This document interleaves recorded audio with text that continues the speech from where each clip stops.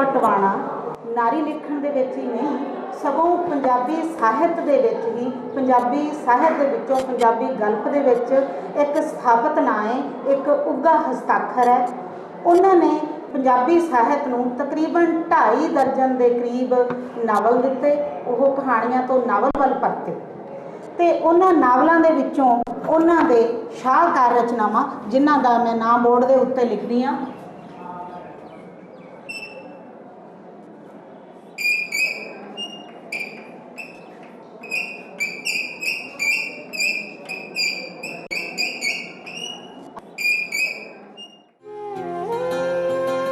Dr. Dalip Kaur Tiwana's literary journey began more than 50 years ago when she entered the world of short stories, novels and criticism that added new feathers to a distinguished academic record.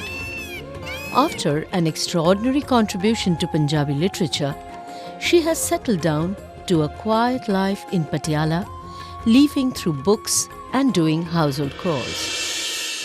Patiala had long-standing feudal connections which soon found a place in Dr. Tiwana's mind and which found expression in the characters she created in her writing. Born in 1935 in village Rabbon in Ludhiana district into a well-to-do family, she spent her childhood with relatives in Mehraj village. The rural ambience that she experienced had a lasting impact on her.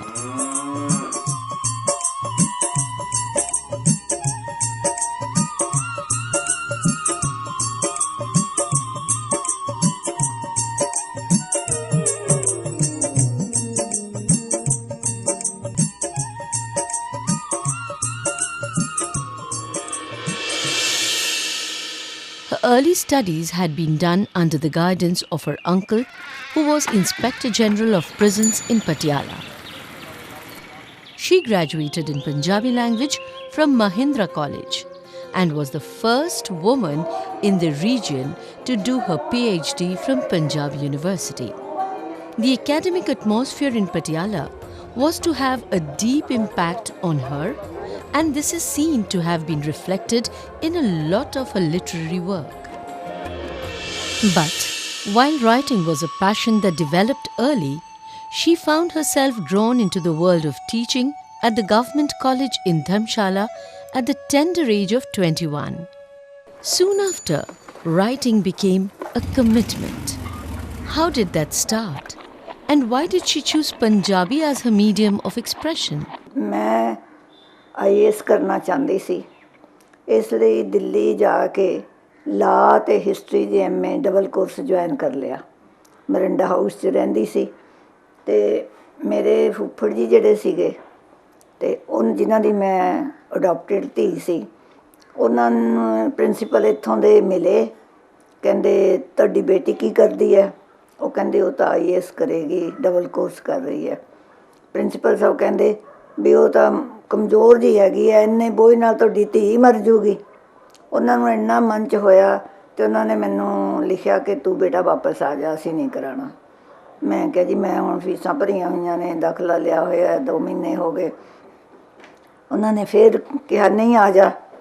ਉਸ ਤੋਂ ਬਾਅਦ ਫਿਰ ਉਹਨਾਂ ਨੇ servant ਭੇਜ ਦਿੱਤਾ ਲਿਖ ਕੇ ਚਿੱਠੀ ਕਿ ਮੈਂ ਪਤਾ ਨਹੀਂ ਕਿੰਨੇ ਸਾਲ ਹਾਂ ਪਤਾ ਨਹੀਂ ਤੂੰ ਮੈਨੂੰ ਪਹਿਲਾਂ ਹੀ ਛੱਡ ਕੇ ਚਲੀ ਗਈ। ਬਸ ਇਹ ਸੋਚ ਕੇ ਮੈਂ ਵਾਪਸ ਆ ਗਈ ਛੱਡ ਕੇ ਸਾਰਾ ਕੁਝ। ਅਤੇ ਉਹਨਾਂ ਨੇ ਪ੍ਰਿੰਸੀਪਲ ਸਾਹਿਬ ਨੂੰ ਪੁੱਛਿਆ ਜਾ ਕੇ ਕਿ ਸਭ ਤੋਂ ਸੌਖੀ MA ਕਿਹੜੀ ਹੈ?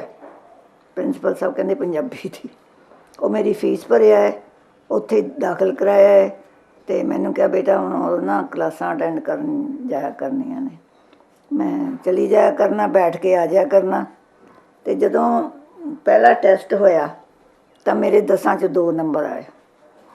ਸਾਡੇ ਟੀਚਰ ਜਿਹੜੇ ਸੀਗੇ ਪ੍ਰੋਫੈਸਰ ਪ੍ਰੀਤਮ ਸਿੰਘ, ਉਹ ਕਹਿਣ ਲੱਗੇ ਲਓ ਬਈ ਫੇਲਾਂ 'ਚੋਂ ਜਿਹੜਾ ਫਸਟ ਹੈ ਉਹਦਾ ਪੇਪਰ ਤੁਹਾਨੂੰ ਸੁਣਾਈਏ। ਅਤੇ ਪੇਪਰ ਸੁਣਾਇਆ, ਬੜੀਆਂ ਗਲਤੀਆਂ ਬੜਾ। ਅਤੇ ਮੈਨੂੰ ਕਹਿੰਦੇ ਬੀਬੀ ਜਿਹੜਾ ਬੰਦੇ ਦਾ ਇਹ ਪੇਪਰ ਹੈ ਕੀ ਸਾਲਾਨੇ ਐਗਜ਼ਾਮ 'ਚੋਂ ਪਾਸ ਹੋ ਜੂ? ਮੈਂ ਕਿਹਾ ਜੀ ਲੈ ਪਾਸ ਦਾ ਕਿ ਫਸਟ ਵੀ ਆ ਸਕਦਾ। ਕਹਿੰਦੇ ਇਹ ਨੇ ਮੂੰਹ ਜਵਾਨੀ ਦੇ ਮਾਰ ਕੇ ਮਾਰਨੇ, ਫੇਲਾਂ 'ਚੋਂ ਫਸਟ ਯੂਨੀਵਰਸਿਟੀ 'ਚੋਂ ਫਸਟ ਆ ਸਕਦਾ। ਇਹ ਬੀਬੀ ਦੀ ਕਲਪਨਾ ਦੇਖੋ। ਠੀਕ ਹੈ, चुप कर गई, ना मैं किताबां खरीदियाँ, ना मैं पढ़ना शुरू किया। 6 महीने बाद मेरे फुੱਫੜ जी की हार्ट अटैक नाल डैथ हो गई। उस तो बाद प्रिंसीपल प्रोफैसर साडे घर आए, मैनू कहंदे भी सरदार साहब की इच्छा सी कि तुसी पंजाबी दी MA करो, बेटा हुण तुहानूं करनी चाहिए है। फिर मैं किताबां खरीदियाँ, फिर मैं पढ़ना शुरू किया। उदों 2 साल बाद फाइनल एग्ज़ाम हुंदा सी, ते 2 साल बाद मैं जदों एग्ज़ाम दिता तो मैं यूनिवर्सिटी चों टॉप किया होया सी। ते इस तरह पंजाबी मेरे पल्ले पै गई, तो फिर मैं इनू स्वीकार कर लिया। राइटिंग का ख्याल नहीं, जदों मैं MA की स्टूडेंट सीगी ते साडे लड़के जिहड़े सी मैगजीन कढ़दे, वो बार बार आके कहंदे कुछ दिओ, ते मैं कहंदी मैं तो कदे कुछ लिखिया नहीं। वो कहंदे नहीं लिख दिओ, ते उन्हां नूं पिछों लाउण लई मैं एक छोटी जी पीस जिहा लिख दिता कि पिੱਪਲ बच्चों नूं कहानी सुणांदा। वो मैगजीन 'च छप गई, तो वो पढ़ के प्रिंसीपल ने मैनू बुलाया कि तेरी कहानी बड़ी अच्छी है, तू बाकी दियां जिहड़ियां लिखियां होईयां ने वो मैनू दिखा। मैं कहा जी मैं तो कोई नहीं लिखियां। वो कहंदे नहीं लिखियां तो हर हफ्ते एक कहानी लिख के दिखाया कर। उन्हां वेलिਆਂ 'ਚ ਅਸੀਂ टीचरां तो पेरेंट्स बहुत डरदे हुंदे सी, बड़ी मुसीबत पई, हर हफ्ते कहानी लिख के दिखा। ऊट पटांग जो भी कुछ मैनू आंदा वो मैं लिख के, जद 10-15 हो गईयां, वो कहंदे भी आपां इहदी किताब छपा दिंदे आ। मैं कहा नहीं जी। कहंदे ऐं करदे आ, अद्धियां कहानियां मैं आपदियां पा दिन्ना, अद्धियां तेरियां पा दिन्ने, आपां किताब छपा दिन्ने आ। मैं हस के कहा, मैं कहा नहीं जी मैं नहीं इस तरह छपाउणी, क्योंकि तुहाडियां माड़ियां कहानियां भी मेरे नाल लग जाणगियां, मेरियां चंगियां भी तुहाडे नाल लग जाणगियां। वो हस के कहंदे हुण तूं बन गई लेखका। वो प्रिंसीपल तेजा सिंह सीगे, मेरा मैरिट स्कॉलरशिप पिया सी इकट्ठा होया, मैनू पता नहीं सी। वो क्लर्क ने दस्सिया कि तुहाडा मैरिट स्कॉलरशिप पिया। वो कहंदे चलो इन्हां पैसिਆਂ ਨਾਲ ਇਹਦੀ किताब छपा दिंदे आ। पहली किताब उन्होंने छपाती, सिर्फ इक्को एक किताब की भूमिका लिखी हुई है मेरी, वो भी अद्धे सफ़े की, जिहदियां लास्ट लाइन है इन्हें किसी दिन एक कुड़ी बड़ी वड्डी लेखिका बन जाएगी पर मैं उदों तक जिउंदा नहीं होवांगा। किताब छप गई तो फिर मैगजीनां वाले पुछण लग गए कहानियां भेजो, इस तरह कहानियां तुरदियां गईयां। Dr. Tiwana wrote around 100 short stories. Dr. Satish Kumar Verma, her student, who later became professor, speaks on her extraordinary skills as a short story writer. ਨਾਵਲਕਾਰ ਦੇ ਤੌਰ ਤੇ, ਵਾਰਤਕਕਾਰ ਦੇ ਤੌਰ ਤੇ, ਆਲੋਚਕ ਦੇ ਤੌਰ ਤੇ ਕਮਾਇਆ। ਪੰਜਾਬੀ ਸਾਹਿਤ ਵਿੱਚ ਇੱਕ ਅਜੀਬ ਰਵਾਇਤ ਹੈ ਕਿ ਨਾਵਲਕਾਰਾਂ ਦੀ ਗਿਣਤੀ ਘੱਟ ਹੋਣ ਕਾਰਨ ਜਦੋਂ ਕੋਈ ਕਹਾਣੀਕਾਰ ਨਾਵਲਕਾਰੀ ਵਿੱਚ ਪ੍ਰਵੇਸ਼ ਕਰਦਾ ਹੈ ਤਾਂ ਉਸ ਨੂੰ ਕਹਾਣੀਕਾਰ ਦੇ ਤੌਰ ਤੇ ਪੰਜਾਬੀ ਸਾਹਿਤ ਵਿੱਚ ਆਮ ਤੌਰ ਤੇ ਬਹੁਤੀ ਥਾਂ ਨਹੀਂ ਦਿੱਤੀ ਜਾਂਦੀ। ਦਲੀਪ ਕੌਰ ਟਿਵਾਣਾ ਨੇ ਕਹਾਣੀਆਂ ਲਿਖੀਆਂ, ਨਾਵਲ ਲਿਖਣ ਲੱਗੇ। ਰਾਮ ਸਰੂਪ ਅਣਖੀ ਨੇ ਕਹਾਣੀਆਂ ਲਿਖੀਆਂ, ਨਾਵਲ ਲਿਖਣ ਲੱਗੇ। ਗੁਰਦਿਆਲ ਸਿੰਘ ਨੇ ਕਹਾਣੀਆਂ ਲਿਖੀਆਂ, ਨਾਵਲ ਲਿਖਣ ਲੱਗੇ। ਬਲਦੇਵ ਸਿੰਘ ਨੇ ਕਹਾਣੀਆਂ ਲਿਖੀਆਂ, ਨਾਵਲ ਲਿਖਣ ਲੱਗੇ। ਇਹਨਾਂ ਸਾਰਿਆਂ ਦਾ ਨਾਵਲਕਾਰ ਵਾਲਾ ਆਪਾ ਅਗਰ ਭੂਮੀ ਵਿੱਚ ਆ ਗਿਆ ਤੇ ਪਿੱਠ ਭੂਮੀ ਵਿੱਚ ਕਹਾਣੀਕਾਰ ਵਾਲਾ ਆਪਾ ਚਲਾ ਗਿਆ। ਡਾਕਟਰ ਦਲੀਪ ਕੌਰ ਟਿਵਾਣਾ ਨੇ ਵੀ ਕਹਾਣੀਕਾਰ ਦੇ ਤੌਰ ਤੇ ਆਪਣਾ ਸਫ਼ਰ ਸ਼ੁਰੂ ਕੀਤਾ ਸੀ। ਭਾਵੇਂ ਇੱਕ ਨਾਵਲਕਾਰ ਦੇ ਤੌਰ ਤੇ ਵੱਡੀ ਥਾਂ ਬਣਾਈ, ਸਰਸਵਤੀ ਅਵਾਰਡ ਉਹਨਾਂ ਨੂੰ ਨਾਵਲ ਕਥਾ ਕੌਰ ਵਿਸ਼ੀ ਤੇ ਮਿਲਿਆ, ਲੇਕਿਨ ਇੱਕ ਕਹਾਣੀਕਾਰ ਵਜੋਂ ਦਾ ਅਹਿਮ ਸਥਾਨ ਹੈ। ਜਿੱਥੇ ਤੱਕ ਦਲੀਪ ਕੌਰ ਟਿਵਾਣਾ ਦੀਆਂ ਕਹਾਣੀਆਂ ਦਾ ਤਾਲੁਕ ਹੈ, ਉਹਨਾਂ ਦੀਆਂ ਕਹਾਣੀਆਂ ਦੀ ਸਭ ਤੋਂ ਵੱਡੀ ਖਾਸੀਅਤ ਉਹਨਾਂ ਦਾ ਸਹਿਜ ਤੇ ਸਰਲ ਹੋਣਾ ਹੈ। ਉਹ ਆਪਣੀ ਕਹਾਣੀ ਵਿੱਚ ਅਕਹਿਰਾ ਬਿਰਤਾਂਤ ਸਿਰਜਦੇ ਨੇ, ਕੋਈ ਦੀਰਘ ਬਿਰਤਾਂਤ ਨਹੀਂ ਸਿਰਜਦੇ। ਭਾਵੇਂ ਕਹਾਣੀ ਬੱਸ ਕੰਡਕਟਰ ਹੋਵੇ, ਭਾਵੇਂ ਰੱਬ ਤੇ ਰੁੱਤਾਂ ਹੋਵੇ, ਭਾਵੇਂ ਤੇਰਾ ਕਮਰਾ ਮੇਰਾ ਕਮਰਾ ਹੋਵੇ, ਉਹ ਸਾਰੀਆਂ ਕਹਾਣੀਆਂ ਸਹਿਜ ਚਾਲ ਚੱਲਦੀਆਂ ਨੇ। ਜੇ ਮੈਂ ਤੁਲਨਾ ਕਰਕੇ ਵੇਖਣਾ ਹੋਵੇ ਤਾਂ ਉਹ ਹੈਨਰੀ ਦੀਆਂ ਕਹਾਣੀਆਂ, ਸਮਰਸੈਟ ਮਾਮ ਦੀਆਂ ਕਹਾਣੀਆਂ, ਜਾਂ ਪੰਜਾਬੀ ਵਿੱਚ ਕੁਲਵੰਤ ਸਿੰਘ ਵਿਰਕ ਦੀਆਂ ਕਹਾਣੀਆਂ, ਸੰਤ ਸਿੰਘ ਸੇਖੋਂ ਦੀਆਂ ਕਹਾਣੀਆਂ, ਉਸੇ ਹੀ ਗਾਡੀ ਰਾਹ ਤੇ ਦਲੀਪ ਕੌਰ ਟਿਵਾਣਾ ਦੀਆਂ ਕਹਾਣੀਆਂ ਚੱਲਦੀਆਂ ਨੇ। ਉਹਨਾਂ ਨੇ ਆਪਣੀ ਕਹਾਣੀ ਵਿੱਚ ਮਨੁੱਖੀ ਅਹਿਸਾਸ ਨੂੰ ਇੱਕ ਵਿਸ਼ੇਸ਼ ਥਾਂ ਦਿੱਤੀ ਹੈ ਤੇ ਮਨੁੱਖੀ ਜਜ਼ਬਿਆਂ ਨੂੰ ਖਾਸ ਤੌਰ ਤੇ ਪੇਸ਼ ਕੀਤਾ ਹੈ। ਬੱਸ ਕੰਡਕਟਰ ਕਹਾਣੀ ਬੜੀ ਸਧਾਰਨ ਜੀ ਕਹਾਣੀ ਹੈ, ਲੇਕਿਨ ਉਸ ਦੇ ਵਿੱਚ ਇੱਕਦਮ ਜਦੋਂ ਸਿਖਰ ਆਉਂਦਾ ਕਹਾਣੀ ਦਾ ਤਾਂ ਮਨੁੱਖੀ ਜਜ਼ਬੇ ਇੱਕ ਨਵਾਂ ਰੂਪ ਲੈ ਲੈਂਦੇ ਨੇ। After a distinguished record as a short story writer, Dr. Tiwana moved to novels. Till now, she has written around 40 novels, beginning with Agni Pariksha. Dr. Tiwana speaks on the inspiration that she derived for Eho Hamara Jeevana. which was most talked about and became enormously popular. ਮੈਂ ਆਪਣੇ ਨਾਨਕੇ ਗਈ ਹੋਈ ਸੀ, ਅਖੰਡ ਪਾਠ ਦਾ ਭੋਗ ਸੀ ਉੱਥੇ। ਉੱਥੇ ਇੱਕ ਔਰਤ ਆਉਂਦੀ ਸੀ, ਮੱਥਾ ਟੇਕਦੀ ਸੀ, ਮੁੜ ਜਾਂਦੀ ਸੀ, ਫਿਰ ਆਉਂਦੀ ਸੀ, ਜੋੜੇ ਝਾੜਦੀ ਸੀ, ਫਿਰ ਮੁੜ ਜਾਂਦੀ ਸੀ, ਫਿਰ ਆਉਂਦੀ ਸੀ, ਫਿਰ ਮੱਥਾ ਟੇਕਦੀ ਮੁੜ ਜਾਂਦੀ ਸੀ। ਮੈਂ ਮਾਮੀ ਜੀ ਨੂੰ ਪੁੱਛਿਆ ਇਹ ਔਰਤ ਕੌਣ ਹੈ? ਉਹਦੀ ਸ਼ਕਲ ਮੈਨੂੰ ਕੁਛ ਆਪਣੇ ਆਪ ਨੂੰ ਟੱਚ ਕਰਦੀ ਲੱਗੀ। ਮੰਮੀ ਜੀ ਨੇ ਆਖਿਆ ਇਹ ਭਾਨੋ ਹੈ, ਨਰੈਣਾ ਅਮਲੀ ਇਸ ਨੂੰ ਹਰਿਦੁਆਰ ਤੋਂ ਲਿਆਇਆ ਸੀ। ਇੰਨੀ ਗੱਲ ਸੀ, ਮੁੱਕ ਗਈ। ਉਸ ਤੋਂ ਬਾਅਦ ਮੈਨੂੰ ਕੁਛ ਉਹਦਾ ਪਤਾ ਨਹੀਂ ਸੀ। ਮੇਰੇ ਮਨ 'ਚ ਕਿਤੇ ਦੂਰ ਡੂੰਘੀ ਲੈ ਗਈ ਕਿ ਇੰਨਾ ਡਿਸਟਰਬਡ ਚਿਹਰੇ ਵਾਲੀ ਔਰਤ ਜਿਹੜੀ ਸੀਗੀ, ਫਿਰ ਇਹ ਹਰਿਦੁਆਰ ਤੋਂ ਲਿਆਂਦੀ ਹੋਈ ਕਿਵੇਂ ਹੋ ਸਕਦੀ ਹੈ? ਕਿਵੇਂ ਆ ਗਈ? ਫਿਰ ਅਮਲੀ ਦੇ ਘਰ ਕਿਵੇਂ ਆ ਗਈ? ਇਹ ਗੱਲਾਂ ਮੇਰਾ ਅਚੇਤ ਮਨ ਹੀ ਸੋਚਦਾ ਰਿਹਾ। ਕੌਨਸ਼ੀਅਸਲੀ ਮੈਂ ਉਹਨੂੰ ਭੁੱਲ ਗਈ ਸੀ।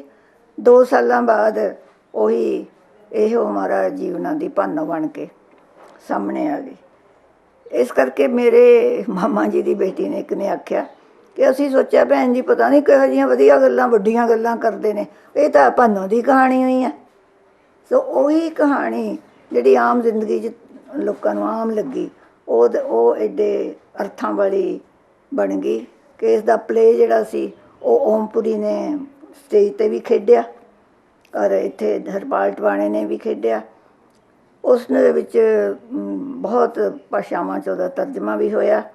ਦੂਰਦਰਸ਼ਨ ਨੇ 13 ਐਪੀਸੋਡ ਵਿੱਚ ਉਹਦਾ ਸੀਰੀਅਲ ਵੀ ਬਣਾਇਆ ਜਿਹੜਾ ਬਾਹਰਲੇ ਮੁਲਕਾਂ 'ਚ ਬੜਾ ਹੀ ਹਰਮਨ ਪਿਆਰਾ ਹੋਇਆ। ਪਰ ਉਹ ਮੈਨੂੰ ਇੱਕ ਨਿੱਕੀ ਜਿਹੀ ਘਟਨਾ ਤੋਂ ਨਾਵਲ ਸਿਰਜਿਆ ਗਿਆ। ਇਹਨਾਂ ਦੇ ਨਾਵਲਾਂ ਦੇ ਇੱਕ ਨਿਰੰਤਰ ਵਿਕਾਸ ਹੁੰਦਾ ਹੈ। ਮੈਂ ਦੇਖਿਆ ਕਿ ਔਰਤ ਦੇ ਮਾਮਲੇ ਦੇ ਵਿੱਚ ਦੀਦੀ ਨੇ ਆਪਣੇ ਸਾਰੇ ਨਾਵਲਾਂ ਨੂੰ ਇੱਕ ਤਰੀਕੇ ਨਾਲ ਪੜਾਅਵਾਰ ਜਿਵੇਂ ਵਿਕਸਿਤ ਕੀਤਾ ਹੁੰਦਾ ਹੈ। ਉਹਨਾਂ ਦਾ ਸਭ ਤੋਂ ਪਹਿਲਾ ਨਾਵਲ ਹੈ ਅਗਨੀ ਪ੍ਰੀਖਿਆ। ਉਹਦੇ ਵਿੱਚ ਉਹਨਾਂ ਨੇ ਕੋਈ ਬਹੁਤੇ ਵੱਡੇ ਦਾਈਏ ਨਹੀਂ ਲਾਏ, ਪਰ ਇੰਨਾ ਜ਼ਰੂਰ ਹੈ ਕਿ ਔਰਤ ਦੀ ਦਸ਼ਾ ਨੂੰ ਬਿਆਨ ਕੀਤਾ ਜਾਏ ਵੀ ਕਿਸ ਸਮਾਜ ਦੇ ਵਿੱਚ ਮਰਦ ਪ੍ਰਧਾਨ ਸੋਚ ਦੇ ਵਿੱਚ ਇਹ ਔਰਤ ਕਿਸ ਤਰ੍ਹਾਂ ਸਾਹ ਲੈ ਰਹੀ ਹੈ।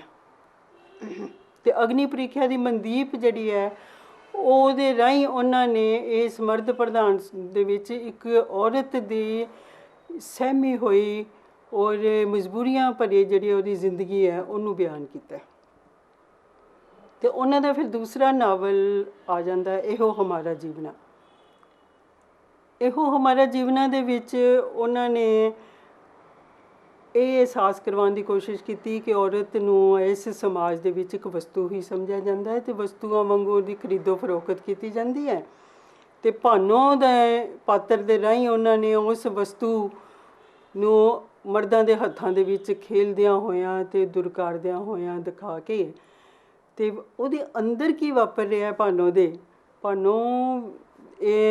ਦੇ ਅੰਦਰ ਆਪਣੇ ਆਪ ਨੂੰ ਵਸਤੂ ਨਾ ਹੋਣ ਦਾ ਅਹਿਸਾਸ ਪੈਦਾ ਹੁੰਦਾ ਹੈ, ਲੇਕਿਨ ਜੁਰਤ ਪੈਦਾ ਨਹੀਂ ਹੁੰਦੀ। ਅਤੇ ਜਦੋਂ ਸਾਰੇ ਪਾਸੋਂ ਦੁਰਕਾਰੀ ਜਾਂਦੀ ਹੈ ਅਤੇ ਅਖੀਰ ਫਿਰ ਉਹ ਮਰਿਆਦਾ ਨੂੰ ਉਲੰਘਣ ਦਾ ਇੱਕ ਥੋੜ੍ਹੀ ਜਿਹੀ ਹਿੰਮਤ ਕਰਕੇ ਅਤੇ ਉਹ ਪ੍ਰਤੀਕਾਂ ਦੇ ਵਿੱਚ ਵੀ ਉਹ ਘੱਗਰੇ ਅਤੇ ਘੁੰਡ ਨੂੰ ਛੱਡ ਕੇ ਗਲੀ ਵਿੱਚ ਨਿਕਲ ਜਾਂਦੀ ਹੈ। ਪਰ ਉਹਦੀ ਹੋਣੀ ਕੀ ਵਾਪਰਦੀ ਹੈ ਉਹਦੇ ਬਾਰੇ ਕੁਝ ਪਤਾ ਨਹੀਂ ਲੱਗਦਾ। ਇੰਨਾ ਹੀ ਉਹਦੇ ਵਿੱਚ ਦੀਦੀ ਦਾ ਕਹਿਣਾ ਕਿ ਉਹਦਾ ਉਸ ਮਰਿਆਦਾ ਨੂੰ ਭੰਗ ਕਰ ਦਿਓ, ਘੱਗਰੇ ਨੂੰ ਛੱਡਤਾ, ਘੁੰਡ ਨੂੰ ਛੱਡ ਕੇ ਅਤੇ ਗਲੀ 'ਚ ਤੋਰਤੀ। ਇਹ ਉਹਨਾਂ ਦਾ ਦੂਜਾ ਕਦਮ ਸੀਗਾ। ਅਤੇ ਉਹਨਾਂ ਦੇ ਤੀਸਰੇ ਕਦਮ ਦੇ ਵਿੱਚ ਬਾਟ ਹਮਾਰੀ ਦੇ ਵਿੱਚ ਕੰਵਲ ਦਾ ਪਾਤਰ ਹੈ, ਜਿਹਦੇ ਵਿੱਚ ਵਸਤੂਆਂ ਦੀ ਨੁਮਾਇਸ਼ ਹੁੰਦੀ ਹੈ ਅਤੇ ਉਹਦੇ 'ਚ ਉਹਨਾਂ ਨੇ ਵਿਆਹ ਦੀ ਪ੍ਰਥਾ ਨੂੰ ਲੈ ਕੇ ਔਰਤ ਦੀ ਨੁਮਾਇਸ਼ ਕਰਵਾਈ ਹੈ। ਅਤੇ ਉਹ ਕੁੜੀ ਨੂੰ ਪਸੰਦ ਕਰਨ ਆਉਂਦੇ ਹੈ ਅਤੇ ਵੱਡੀ ਕੁੜੀ ਦੀ ਜਗ੍ਹਾ 'ਤੇ ਛੋਟੀ ਕੁੜੀ ਨੂੰ ਪਸੰਦ ਕਰਕੇ ਚਲੇ ਜਾਂਦੇ ਹੈ। ਅਤੇ ਉਦੋਂ ਕੀ ਮਾਨਸਿਕਤਾ ਹੁੰਦੀ ਹੈ, ਕੋਈ ਚੀਜ਼ਾਂ ਤਾਂ ਹੈ ਨਹੀਂ, ਇਹ ਨਹੀਂ ਪਸੰਦ ਅਤੇ ਦੂਸਰੀ ਲੈ ਲਓ, ਉਹਨਾਂ ਨੂੰ ਠੁਨਕਾਰ ਲਓ। ਅਤੇ ਇਸ ਨਾਵਲ ਦੇ ਰਾਹੀਂ ਉਹਨਾਂ ਨੇ ਫਿਰ ਇੱਥੋਂ ਤੱਕ ਇਹ ਗੱਲ ਕਰਨ ਦੀ ਕੋਸ਼ਿਸ਼ ਕੀਤੀ ਹੈ ਕਿ ਵਸਤੂ ਬਣ ਕੇ ਕਿੰਨੀ ਕੁ ਦੇਰ ਅਸੀਂ ਆਪ ਵਿਚਰਦੀਆਂ ਰਵਾਂਗੀਆਂ। The woman's world lay at the center of Dr. Tiwana's literary consciousness. She wrote about the mental conflicts of the downtrodden women and their secondary position in society. her rural women are totally marginalized simply on the basis of gender and class.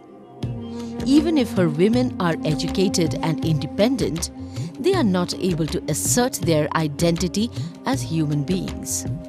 Nor can they strive for equal status in the family and in society for fear of the consequences. Dr. Jaspal Kaur, one of her students, speaks on Dr. Tiwana's treatment of women characters. ਜਦੋਂ ਮੈਂ Punjabi novel ਦੇ ਖੇਤਰ ਦੇ ਵਿੱਚ ਉਹਨਾਂ ਦੀ ਪਹਿਚਾਣ ਜਿਹੜੀ ਹੈ ਇੱਕ ਵਿਲੱਖਣ ਰੂਪ ਦੇ ਵਿੱਚ ਪਛਾਣੀ ਹੋਈ ਦੇਖਦੀ ਹਾਂ। ਪੰਜਾਬੀ ਨਾਵਲ ਦੇ ਵਿੱਚ ਉਹਨਾਂ ਦੀ ਜਿਹੜੀ ਇਹ ਵਿਲੱਖਣ ਪਹਿਚਾਣ ਹੈ ਇਹ ਉਹਨਾਂ ਦੀ ਨਾਰੀ ਸੰਵੇਦਨਾ ਕਰਕੇ ਹੈ। ਮੈਡਮ ਟਿਵਾਣਾ ਨੇ ਨਿਰੰਤਰ ਰੂਪ ਵਿੱਚ ਮੈਨੂੰ ਜਾਪਦਾ ਹੈ ਕਿ ਪੂਰੀ ਅੱਧੀ ਸਦੀ ਤੋਂ ਲੈ ਕੇ ਹੁਣ ਤੱਕ ਅੱਧੀ ਸਦੀ ਹੋ ਗਈ ਹੈ ਕਿ ਉਹ ਹੁਣ ਤੱਕ ਨਾਰੀ ਦੇ ਸਰੋਕਾਰਾਂ ਨਾਲ ਸੰਬੰਧਿਤ ਨਾਵਲ ਲਿਖ ਰਹੇ ਹਨ। ਕਮਾਲ ਦੀ ਗੱਲ ਇਹ ਹੈ ਕਿ ਨਾਰੀ ਦੇ ਜੀਵਨ ਦਾ ਜੇ ਵਿਕਾਸ ਦੇਖਣਾ ਹੋਵੇ ਤਾਂ ਉਹ ਦਲੀਪ ਕੌਰ ਟਿਵਾਣਾ ਦੇ ਨਾਵਲਾਂ ਦੀ ਗਲਪ ਵਿਕਾਸ ਵਿੱਚ ਪਿਆ ਹੈ। ਇਹ ਦੋਨੋਂ ਜਿਹੜੀਆਂ ਹਾਲਾਤ ਨੇ ਇੱਕ ਦੂਜੇ ਦੇ ਸਮਾਨਾਂਤਰ ਮੈਂ ਵੇਖਦੀ ਹਾਂ ਕਿ ਔਰਤ ਦਾ ਵਿਕਾਸ ਤੇ ਦਲੀਪ ਕੌਰ ਟਿਵਾਣਾ ਦੇ ਨਾਵਲਾਂ ਦਾ ਵਿਕਾਸ ਜਿਹੜਾ ਹੈ ਉਹ ਇੱਕ ਦੂਜੇ ਦੇ ਸਮਾਨਾਂਤਰ ਹੈ। Dr. Tiwana was a brilliant teacher and researcher at Punjabi University, Patiala, even as she was immersed in her writing. She joined the university as a lecturer and went on to become head of the department and finally Dean of the Faculty of Languages. Dr. Jaspal Singh, Vice Chancellor of Punjabi University, Patiala, speaks on Dr. Tiwana's illustrious tenure at the university. Dr. Dalip Kaur Tiwana is one of the leading writers of Punjabi. She is a great novelist. With Punjabi University, Patiala, she has a long association. And as far as I know, she has been associated in one capacity or the other with the Punjabi University for last 50 years. She was first lady, first woman to be selected as a lecturer in the university. And then she became professor, she became dean of the faculty in the university. But during the course of her services in the university, she has never stopped writing. Always she was writing one novel or the other, one writing or the other. As far as I know, she has written more than 40 novels, and also she has published 7 books, which are a collection of stories. So as far as her contribution to Punjabi literature goes, I think nobody is parallel to Dr. Dalip Kaur Tiwana at this moment. Besides short stories and novels, Dr. Tiwana has written autographical accounts which are sensitive, personal, and deeply moving. These concentrate on the woman's journey towards intellectual and emotional self-realization in a hostile environment and got her the Gurmukh Singh Musafir Award in 1982. There is hardly any literary honor that she has not earned. The most prominent recognitions that she received were the Sahitya Akademi Award, the Saraswati Samman, and the Padma Shri. Many of her works were translated into other Indian languages. Gurdyal Singh, Gyanpith Award winner, throws further light on Dr. Tiwana's literary achievements. Punjabi ਵਿੱਚ ਬਹੁਤ ਘੱਟ ਗਿਣਤੀ ਵਿੱਚ ਸਾਡੀਆਂ ਲੇਖਕਾਵਾਂ ਹਨ। ਉਹਦਾ ਕਾਰਨ ਤਾਂ ਉਹੀ ਹੈ ਜਿਹੜਾ ਦੂਸਰੇ ਖੇਤਰਾਂ ਵਿੱਚ ਹੈ ਕਿ ਸਮਾਜਿਕ ਖੇਤਰਾਂ ਵਿੱਚ ਵੀ ਇਸਤਰੀਆਂ ਦਾ ਯੋਗਦਾਨ ਘੱਟ ਹੈ। ਲੇਕਿਨ ਇਸ ਗੱਲ ਦੇ ਵਿੱਚ ਕੋਈ ਦੋ ਰਾਵਾਂ ਨਹੀਂ ਕਿ ਅੰਮ੍ਰਿਤਾ ਪ੍ਰੀਤਮ ਤੋਂ ਬਾਅਦ ਜੇ ਸਾਡੇ ਕੋਲੇ ਕਿਸੇ ਲੇਖਕਾਂ ਦਾ ਨਾਮ ਆਉਂਦਾ ਹੈ, ਖਾਸ ਤੌਰ 'ਤੇ ਨਾਵਲਿਸਟ ਦੇ ਤੌਰ 'ਤੇ, ਤਾਂ ਉਹ ਡਾਕਟਰ ਦਲੀਪ ਕੌਰ ਟਿਵਾਣਾ ਹੈ। Sujit Patar, a former student who went on to become an acclaimed poet, recalls the days when Dr. Tiwana was his teacher. ਤੌਰ ਤੇ ਇੱਕ ਨਾਵਲਕਾਰ ਦੇ ਤੌਰ ਤੇ ਤਾਂ ਡਾਕਟਰ ਦਲੀਪ ਕੌਰ ਟਿਵਾਣਾ ਹੋਰਾਂ ਦਾ ਮੁਲਾਂਕਣ ਹੋਰ ਬਹੁਤ ਸਾਰੇ ਲੋਕ ਕਰ ਸਕਦੇ ਹਨ। ਮੈਂ ਵੀ ਉਹਨਾਂ ਦੇ ਨਾਵਲਾਂ ਦਾ, ਇਹ ਹਮਾਰਾ ਜੀਵਨਾਂ ਦਾ, ਲੰਘੇ ਦਰਿਆ ਦਾ, ਜ਼ਮੀਨ ਪੁੱਛੇ ਅਸਮਾਨ ਦਾ ਅਤੇ ਹੋਰ ਬਹੁਤ ਸਾਰੀਆਂ ਰਚਨਾਵਾਂ ਦਾ ਬਹੁਤ ਵੱਡਾ ਪ੍ਰਸ਼ੰਸਕ ਹਾਂ।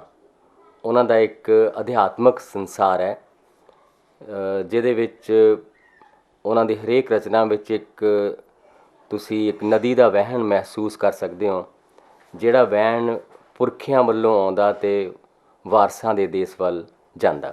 Dr. Tiwana has played an important role in several academic and literary organizations. ਅਸੀਂ ਉਹਨਾਂ ਨੂੰ ਇੱਕ ਰੋਲ ਮਾਡਲ ਦੇ ਤੌਰ ਤੇ ਨਹੀਂ ਦੇਖਦੇ ਕਿ ਉਹਨਾਂ ਨੇ ਇੱਕ ਰਿਸ਼ੀਆਂ ਵਾਂਗ ਕੰਮ ਕੀਤਾ, ਇੱਕ ਸਾਧੂਆਂ ਵਾਂਗ ਕੰਮ ਕੀਤਾ ਕਿ ਅਸੀਂ ਉਹਨਾਂ ਤੋਂ ਸਿੱਖ ਸਕਦੇ ਹਾਂ।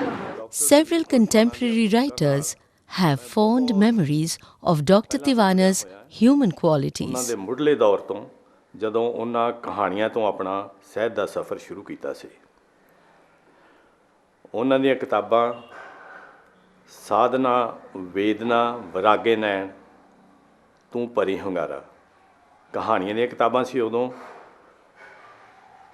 ਸ਼ੁਰੂਆਤ ਕਹਾਣੀਆਂ ਤੋਂ ਹੋ ਕੇ ਉਹ ਨਾਵਲ ਤੱਕ ਪਹੁੰਚੇ।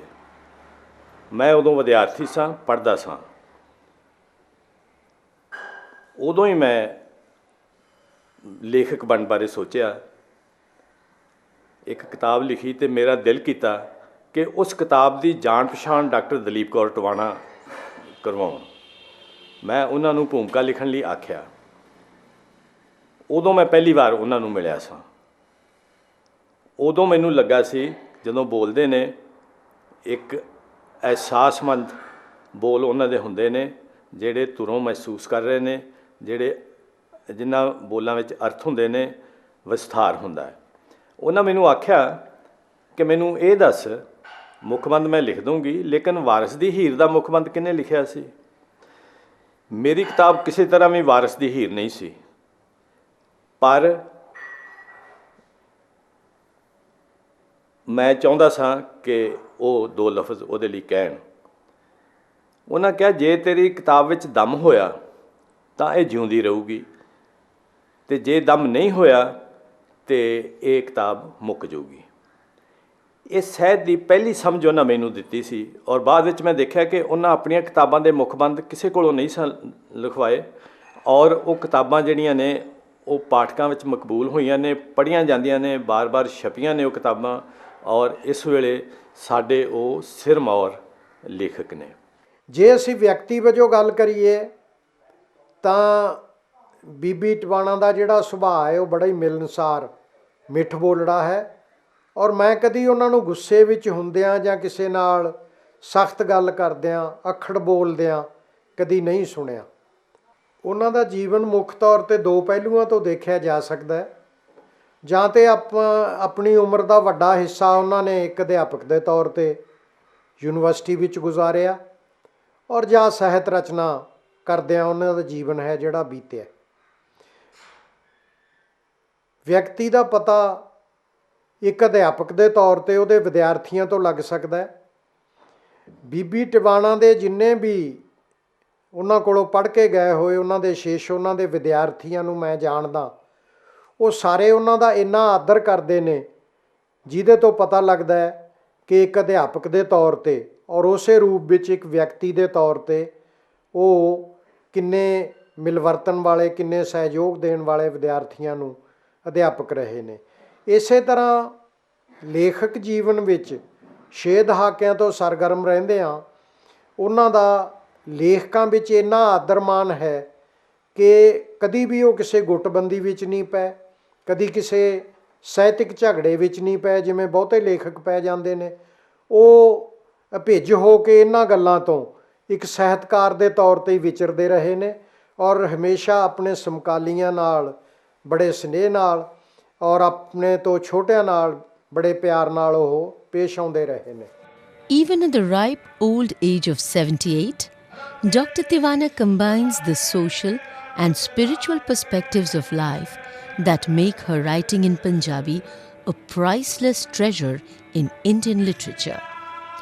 She has written on the wives of Sikh gurus who have had a deep influence on her. Her novel, Eho Hamara Jeevana, has been made into a serial, while the novel Reen Pitranda has become a feature film.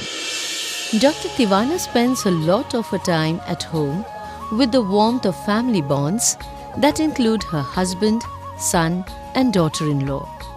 Her younger sister throws light on this aspect of her personality. She is the eldest out of the 5 sisters, and there was no male member in the family. My only brother was 5 years old when my father died, grandfather died, and all that. So then, psychologically, she took the responsibility of all the sisters. And actually, when she was studying in 5th class, and she was stopped from not studying. You will not study anymore because it was not considered good to be highly educated or something like that in the villages and all that. So anyway, then she called my other uncle and told him to request that I want to continue my studies. Then in the 6th class, she continued of her own effort. She started studying in 6th class. So she was very fond of studying, and she is a asset to the family also, and she is a model sister. If she was not educated, the other sisters would not have been in that place which they are today, or PhD, MA, and all sorts of things, because she is the first girl to pass a matriculation. She is the first girl to pass the FA. She is the first girl to clear the BA. She is the first girl to clear the MA and PhD, and always gold medalist. Her warm relationship with her students has remained as strong as ever after all these years. Some of her students are professors and writers, and they visit her regularly to exchange ideas on literary issues. Dr. Tiwana had 4 sisters and 1 brother who had died in an accident. She built a library in her younger brother's memory at her birthplace in Rabon. To begin with, she donated 3,000 books to the library. Dr. Tiwana often makes it a point to return to the village to renew old ties with her relatives and with the place where she had lived in her early years.